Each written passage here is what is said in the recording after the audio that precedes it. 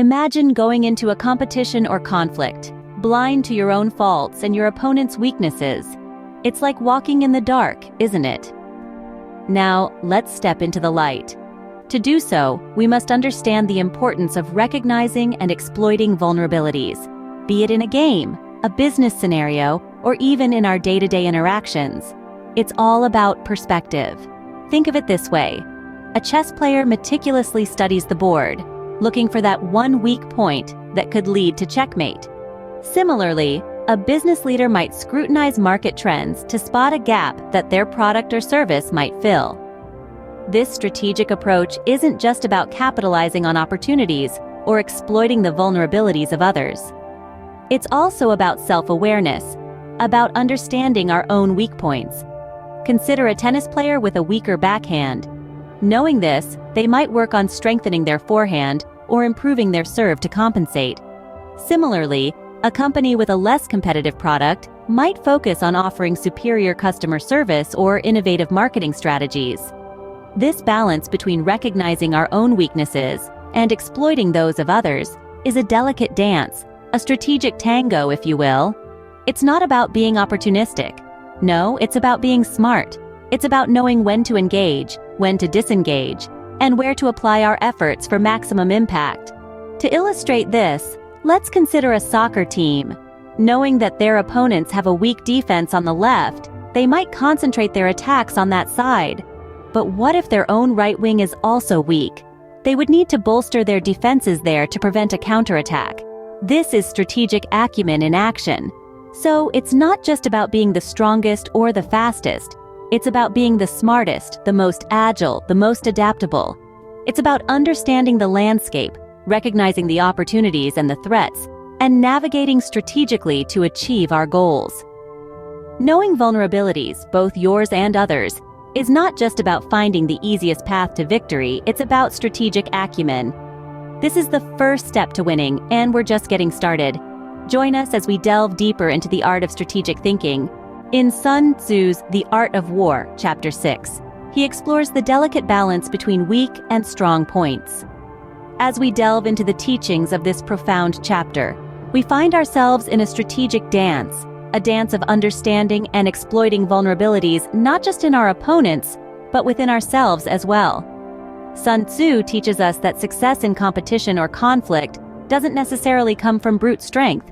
No, it comes from recognizing the strong and weak points in our position and that of our adversaries. It's about understanding that balance, a balance that is as delicate as it is powerful. Let's consider a modern-day example. Imagine a company navigating the unpredictable waves of market fluctuations. The company's strength may lie in its innovative products, but its weakness could be its newness to the market. On the other hand, its competitor, an established brand, has the advantage of customer loyalty, but struggles to innovate.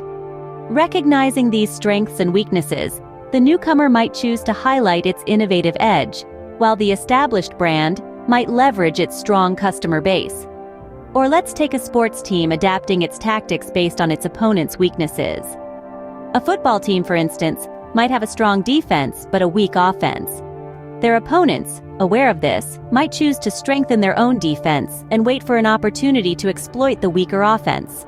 These examples give us a glimpse into the strategic acumen that Sun Tzu advocates for, an understanding of the balance between weak and strong points, and the ability to use this knowledge to our advantage.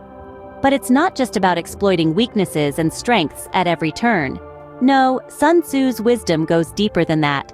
It's about knowing where and when to engage or disengage, about understanding the terrain before going into battle, and about being flexible enough to adapt to ever-changing circumstances.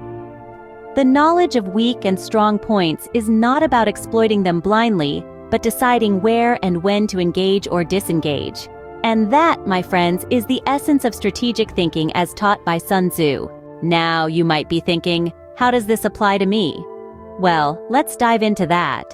Sun Tzu's teachings aren't just about military tactics. They are about recognizing and exploiting weaknesses, understanding the balance between strong and weak points, and knowing when to engage or disengage. These principles are as applicable today as they were 2,000 years ago. Consider this. You're part of a company navigating market fluctuations. Just like a general on a battlefield, you need to understand your company's strengths and weaknesses, as well as those of your competitors. Is your product superior, but your marketing lackluster? That's a strong point and a weak point right there. And what about your competition? Do they have a loyal customer base but are struggling with quality control? Now, you know where to engage and where to retreat. Or maybe you're part of a sports team. You're up against a team known for their defense, but you've heard their star player is injured. That's a weakness you can exploit. But remember, they'll be aware of their weak point and will try to compensate somehow. So, you must be ready to adapt your tactics accordingly. Now let's bring it even closer to home. Say you're trying to negotiate a better deal on a car. You know the dealer is eager to sell last year's models. That's your leverage right there, their weak point. But don't forget to assess your strong and weak points. You're armed with knowledge, which is a strength. But perhaps you're too eager to close the deal, which could be a weakness the dealer might exploit. So let's pause for a moment. Can you identify a recent situation where recognizing weaknesses could have changed the outcome? It could be something as simple as a negotiation with a coworker, or as complex as a major business decision. Sun Tzu's teachings are not confined to the battlefield.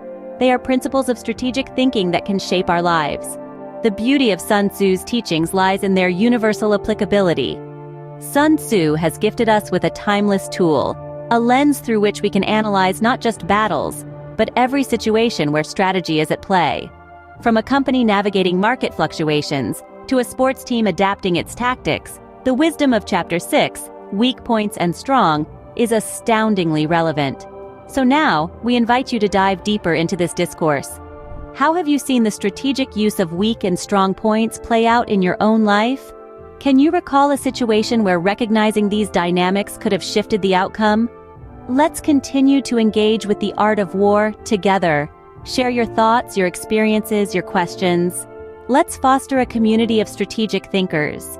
And while we're at it, get ready for a deep dive into Chapter 7 in our upcoming session. In the comments, share a time when recognizing weaknesses and strengths changed the game for you, and stay tuned for our exploration of Chapter 7 next time.